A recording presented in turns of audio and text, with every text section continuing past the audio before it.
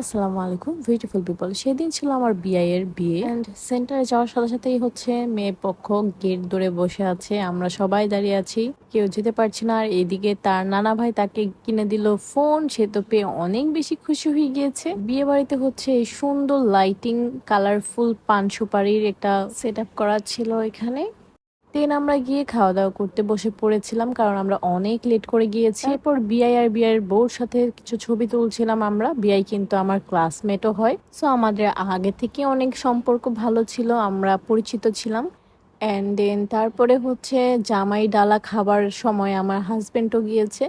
দেন আমি একটু এখানে দাঁড়িয়েছিলাম, আমি এত পেট ভরে খেয়েছি এখান থেকে আমি কিচ্ছু খেতে পারিনি। এন্ড তারা হচ্ছে জামাইয়ের সাথে বসে এখানে খাওয়া দাওয়া করছিল সবাই মিলে। আমার ছোট ভাইকে ধরে বেঁধে একটা ছবি তোলালাম, সে ছবিই তুলতে চায় না। এন্ড দেন তারপর দিন ছিল বউ ভাত, আমরা বউ ভাতের জন্য রেডি সেডি হয়ে চলে গিয়েছিলাম সেন্টারে। গিয়ে হচ্ছে আগে আমরা আমার বিয়ের বউর সাথে কিছু ছবি তুলছিলাম। আমার ছেলে গিয়ে বউয়ের কোলে বসে পড়েছে and সে বারবার দেখতেছিল যে কিভাবে সাজুগুজু করছে, এত কিছু কেন মাখছে, এত কিছু কেন দিছে। আমি যখন সাজুগুজু করি সে ওইভাবে তাকিয়ে থাকে আমার দিকে। মানে আমার একটা পিচ্ছি কাজিন, সে হচ্ছে খুব বেশি পছন্দ করে আমার ছেলেকে, কারণ সে প্রথমবার আমার ছেলের মাধ্যমে মামা হয়েছে।